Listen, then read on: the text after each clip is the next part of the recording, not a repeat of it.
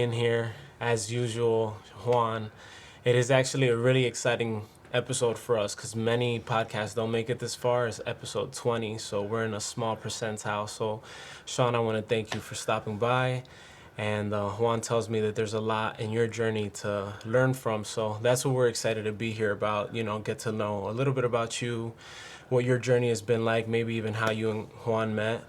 And, the floor is open. I'm really curious to know what your journey has been like. Oh, very interesting journey. Yeah. Very interesting journey for Yeah. sure. Me and Juan met, I would say, in high school. We grew up together for the most part. Um, he was a grade higher than myself, Okay. but yeah, transitions of life, you know. Yeah. Wow.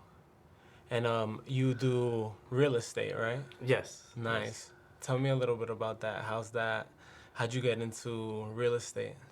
Well, at first I had a mentor that told me in high school. He said, "Hey, you should come over and come check out some real estate." He was doing really well for himself. And then I just went under his wing. He started showing me around the town, showing me about, things in real estate, how you can make money with real estate. Yeah. And that's it, just dove into it at first. I'm Nice. glad you say that, right? Because you said that that was during that period back then. Mm-hmm. And now you look at it 20 years later, Mm-hmm. right? And now what has real estate evolved into? And this is really great too, right? Because while you were doing real estate from back then till now, it was like you were there, stepped away, step back in, Mm-hmm. step away. And I love that because a lot of times people think that you find your passion and like that's it. Like that's automatically like I'm gonna just do this one thing. But it's actually doesn't work that way. So like for anyone who's, a young adult, 17, 18, 19, 20, up to 25, even 30, right? Because we all don't start at the same place. It's you're gonna find your passion, you're gonna work on it, you're gonna build it, but then you're gonna step away. You're gonna go into different industries. You're gonna go into different types of business, right? Because you need to gather information and different specific knowledge, and then bring it back to that field. Because if we all have a unique journey, if we're all different, if we're all developing, a product through our story, right? The idea is that it's everything that you stepped out into outside of real estate is what makes your real estate journey and your enterprise so unique. Yeah, so that's fascinating that you mentioned that because actually, what I'd like to know, Mm-hmm. prior to now, what you're doing in real estate, was there a shift? Did you have another dream or another idea that you were thinking you were going to be working on, and then that it led up to now what you're doing in real estate? I would say for me, it's for like most people, basically. Like I found real estate, Okay. and then I had to pay bills. I had to take care of kids, so I needed that job, that security. You know what I mean? So it was always never the first thing. It was like the second thing. You know what I mean? So I had to work to pay for kids, pay for food, etc. Yeah. And then now today, 20 years fast forward, now it's the thing. It's the number one thing, you know?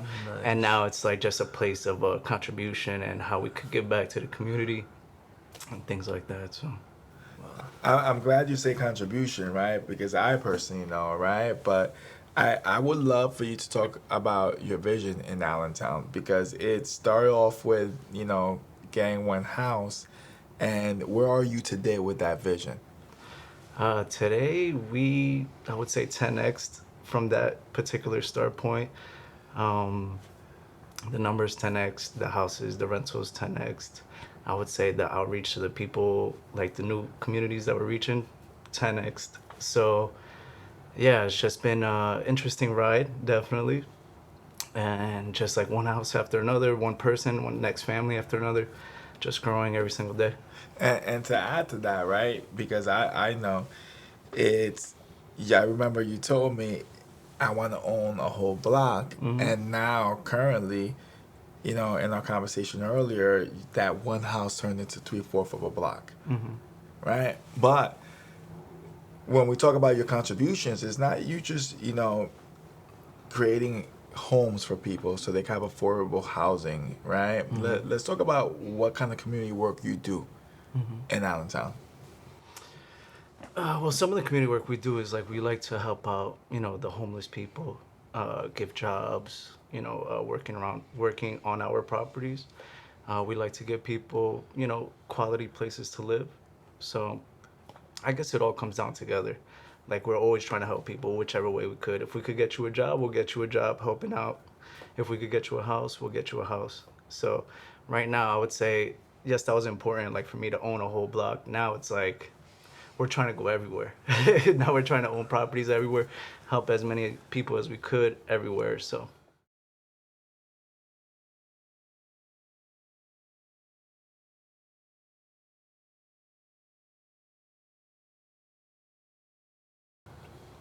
Yeah, that's amazing. And in the process of that, I mean, it's been 20 years, right, since you've brought presumably bought your first property to where you're at now. What have been, especially since now real estate is such a big topic, it's like on the forefront. A lot of people during the pandemic, I think, tried to delve into that or at least had free time and were really curious and interested on it. What would you say over the process of those 20 years were like some misconceptions in the field of real estate? I would say one of the biggest misconceptions were people were afraid to buy and purchase during those times, like during 2020, 2021, 2022. Yeah. And I was telling everybody, oh, just buy, like prices are gonna go up of regular items like food and real estate, like all the prices are going up. So I would say that was the number one misconception when people were afraid to buy. And then now all the people that purchased from 2020 till today, they're all winning. I love the fact, right, that you say that people were afraid, right? Because, something that we talk about as a common theme and a common question we have in our community is what would you do if you're not afraid, right? And that is so important because life itself lies at that other side of fear.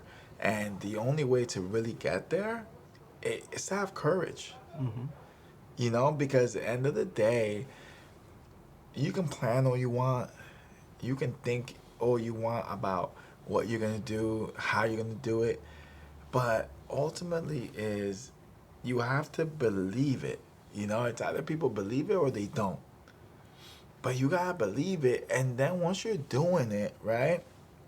Which is I'm sure with that first property, you didn't really know, but once you did it, once you made that purchase, once you made that commitment, then you start figuring everything out, and then that's what created the blueprint, right? And from that one blueprint, that's really where your success has come from, and it's so powerful because it's such a powerful message how we need to take action in something that we've never done before, that might be unfamiliar, but then once it becomes familiar, then you can replicate it.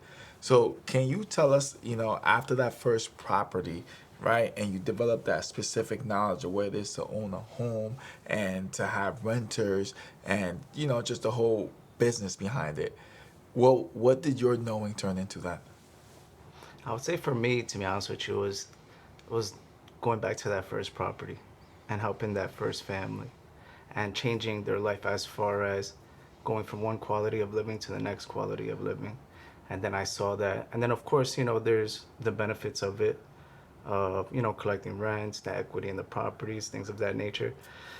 But I would say it was that. It was helping that first family and changing their life, and then moving on to the next family and doing the same thing, and then doing the same thing to the next, and then the next rental.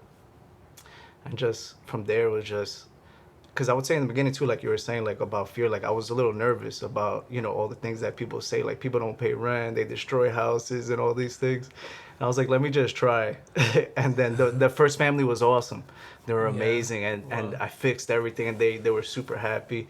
And then I just kept doing that and kept doing it and kept doing it. And then people were just always happy with my service and always happy with the quality of living that I was providing. You know what I mean? So then for me, that's what it came about. It was like, let me see how many people I could help and change like their surroundings, from going from a beat down house to something nice, to be like, hey guys, come over. This is where we live now. You know what I mean? So I love what you said, right? Because I remember, right? I've showing years ago was about, I want to own this amount of units, and you'd be talking about units. And today, how the language has evolved, right? Like his language is, my families, like my services.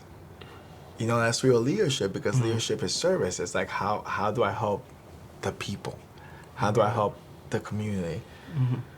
And would you say that when that language evolved was when the best success came, when you started focusing on what you're going to do for the people? Yes, absolutely. I would say that gave me like the no fear drive. Because then I was like, you know what, the money's gonna come anyways. Let me see how many people I can help along the way, because the money's gonna come anyways. So yeah.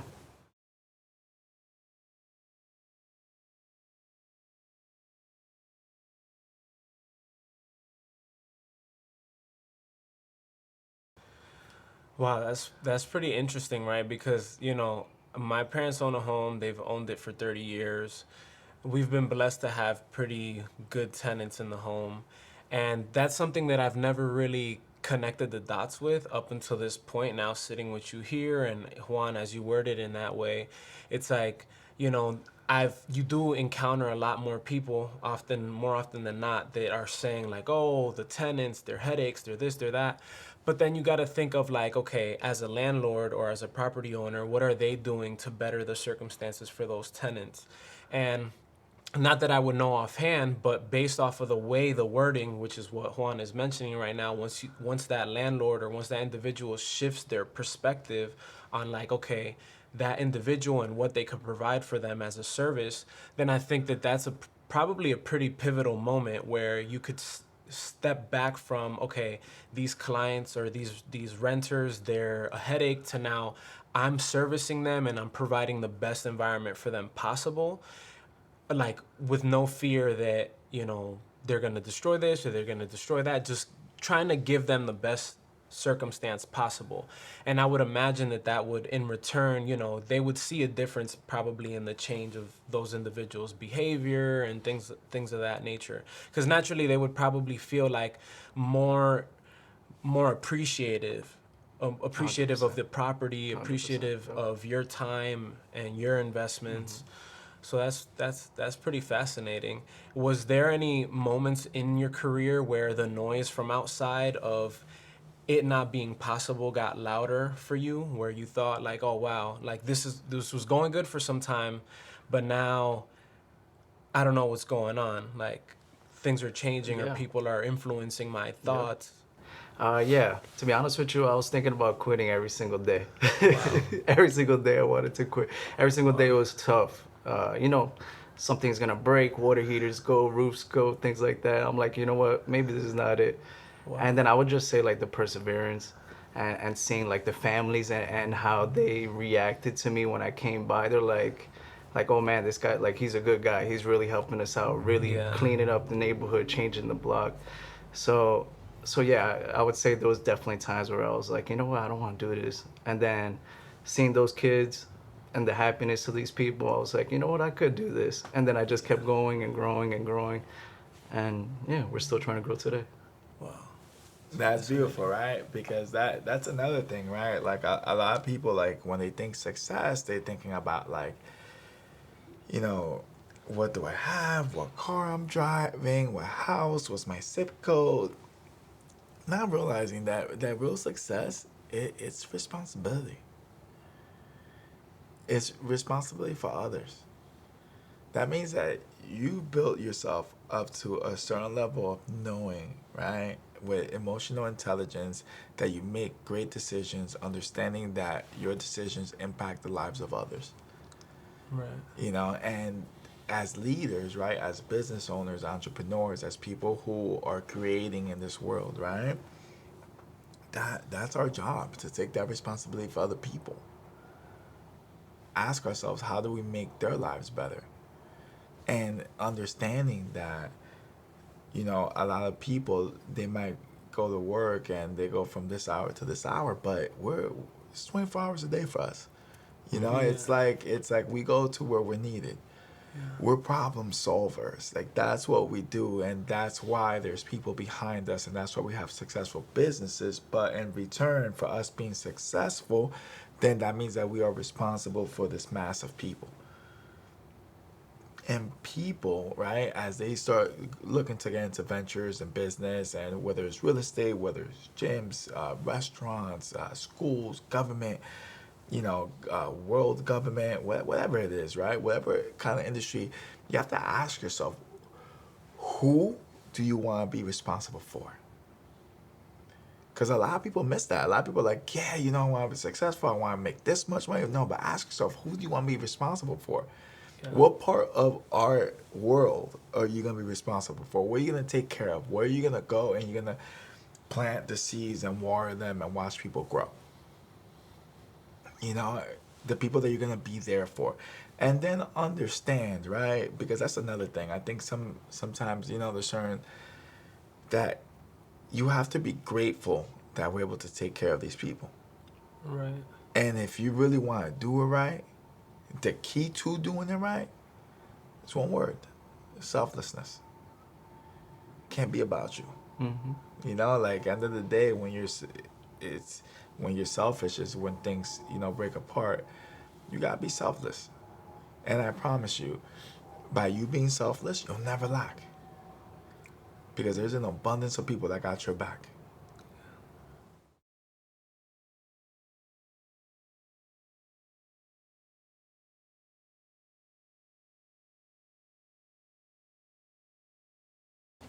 Yeah, that's fascinating. And part of that topic, the selflessness, I know that you potentially have the 20 years plus some of wisdom between what he was mentioning, that you had a mentor. And in my case, in your case as well, and Juan's, we've been lucky to have people that steer us in the right direction, that we can kind of like get inspiration from and this grander wisdom from. Where was somebody per se, and not to say that like you would have to give them precise, um, like a precise message, but like if they were to want to go and find somebody, maybe like a network of individuals that they can learn from and build a mentorship with, is there a place, like an environment for real estate where somebody could go and find a mentor like Juan or like yourself? Yeah, so I joined a group with EXP. It's the Elite Group, Elite Builders, I'm sorry. And it's just a bunch of individuals, like-minded individuals that are doing better than myself and have, certain skills that I might not have. Yeah. So I would say just surround yourself with those people that have the things that you want and are doing the things that you want to do that are better than you. Yeah. And just align yourself with them and learn from them and just try to duplicate what they're doing. And this group right here is for real estate agents. Okay. But any real estate agent could join this group, and it's, like I said, just a bunch of like-minded individuals that are hyper successful, and you want to just be around people that are doing better than you than people that are the same, that are doing the same with you than you. Um, but yeah, I would say Elite Builders, if you're looking to get into real estate, they're a bunch of good guys that do the right thing, and they're all super successful. Well, that's great, right? Because we're all familiar with the term mastermind group, right?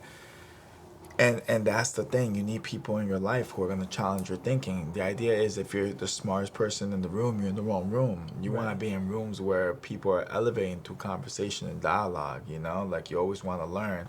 And it's important, right? Because let's just say when it comes to videography, right? When it comes to apparel, clothing, branding, right? That nature, that's your expertise. That's your specific knowledge. When it comes to real estate, when it comes to income properties, when it comes to making a deal, inspections, when it comes, because before you mentioned roofing, you mentioned water healers. So that means that even when it comes down to getting properties worked on, you have a mastery of who to go to, who are the right people, who are going to do the right work, the good jobs, For me, when it comes to health, when it comes to education, when it comes to community building, when it comes to public speaking, corporate environment, culture, people development is really more my field, right? That's my expertise. So this right here, just for the viewers, right, to understand, this is a mastermind group. People who have a level of knowing. And let me also break that down. It's very important, right? Because sometimes we have people in our lives that have opinions, right? That they're talking from a theory. hypothetical, and listen, those people, they love you. And there's nothing wrong with them sharing with you, their thoughts, right? But make sure that when you're taking direction in life, when you're taking guidance, make sure that you're listening to someone who knows. And the reason how you know someone who knows is because it's the actual truth. They're telling you some facts. They're not telling you opinions, right? It's not theory. They're telling you what they did. And that truth, right, that they're giving you, it's like they didn't read in the book and gave you that truth, right? Because sometimes, let me tell you, some people know some truths, right? But they learned it from a book. But that doesn't mean that they have the understanding, right? Like you want a knower, someone who has practiced that truth and assimilated that truth to who they are. So they're telling you from personal experience of doing, so any single time that anybody's going to go out there and they're going to look for some type of guidance, make sure that those prerequisites are met. Super important, because we can all be guided in the wrong way. Like, somebody could know the first 3 steps to an end result we're looking for, but if they're missing the 4th and the 5th, we'll never get there. Let's make sure that they know all 5 steps. Yeah. Because there's a lot, sometimes people imitate, right? But imitating it's you're not able to sustain it. Go listen to somebody who is actually can sustain that truth.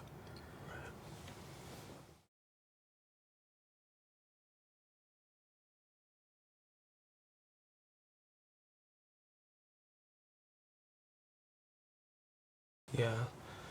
Yeah, it's very true. I mean, in your experience, has there ever been a time where you've encountered that? And like, what is maybe like the number one thing that you would say relating to that people give as advice that isn't necessarily the most sound advice when pursuing real estate? Yeah, I would say for me personally, I didn't receive too much of that. I was just, for me personally, it was reaching out or reaching and looking for people that were in the field that are hyper successful and just modeling them and just copying them Right. and trying to be, just as good as them. Yeah. I love that. That makes a lot of sense, right? Because Sean maybe didn't have the ability to have the conversation with them, but he saw the steps they took because they left blueprints behind. Yeah, so of you course. saw those blueprints and you were like, hold up, I'm gonna put these blueprints into practice. Yep. Yeah. Yeah, it's fascinating. Where do you see now? I mean, it's been 20 years. That's a long journey. Where do you see the next 10 years for yourself? I mean, he mentioned now you're at 3/4 of a block, which is an amazing accomplishment. I think. And so where do you see that going from there for yourself? 10 years from now, I would say super optimistic about the future. It's just a matter of time as far as the units that I want, and we're going to get there. Things that I'm pursuing now a little bit more is acting as a real estate agent as well. So I'm trying to bring people like the full package service. Like, I can help you sell your home, get a new home, rent your properties, even if you want to indulge in possibly investing in real estate, we could connect on that. So as far as the future, I would say super optimistic, and we're going to hit all our targets. Well, with that, I know, but you and I, we also had a conversation about a political career at some point. But I want to go too much into that. I just want to make sure that seed is still nice and in there. And Oh yeah, fertile. it's in there, definitely. It's definitely in there, yep. Nice. And now, so as a real estate agent, there's differences in towards like what you're doing at the moment. A real estate agent facilitates a bit more, is able to facilitate some more things for a client or a home buyer. No, not necessarily. I'm just saying like real estate agent versus like a straight investor. Because Right. some real estate agents, they don't even own real estate. Right. They'll just help you do the transaction and that's it. Yeah. For me personally, like I've been acting as the investor. Right. And now I align myself with some individuals that are high performance real estate agents that also invest. So now that's something I'm more gearing towards, like acting as a agent, real estate agent. Yeah. But the investing is always going to be there, and the whole goal is take that money from the agent side and invest it into the investor side. So just take all the money I'm making and putting it into my investments.